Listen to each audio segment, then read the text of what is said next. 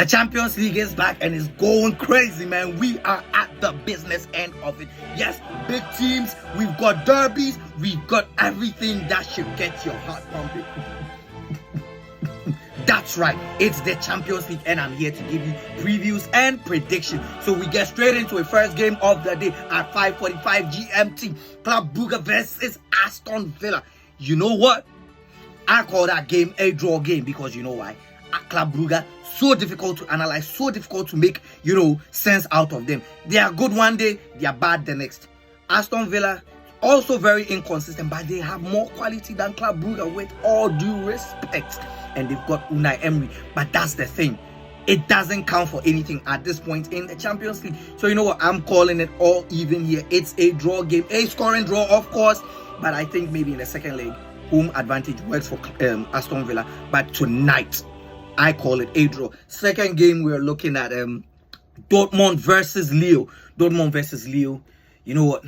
Dortmund have the advantage because they have the X factor in Serhou Guirassy, but Lille are no pushovers themselves. They've got Jonathan Davis. They've got they've got a number of good players over there. Both Dortmund are doing a Jekyll and Hyde in Europe and in the Bundesliga. But you know what?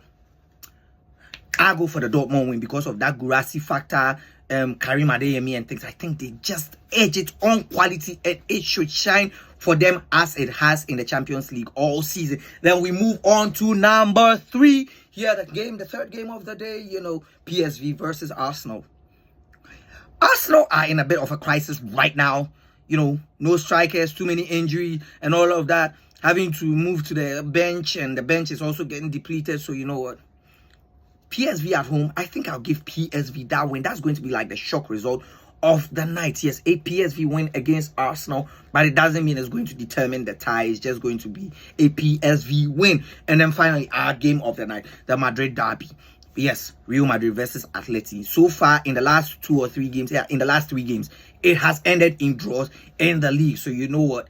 It's going to be a tightly contested one. But as always, because I am currently a Real Madrid fan, here's exactly what's going to happen. Real Madrid is winning this because we've got good referees in Europe. And, none of that crazy stuff that happens in La Liga. Real Madrid win if Ancelotti doesn't mess up. Ancelotti, I beg you. I take God, beg you.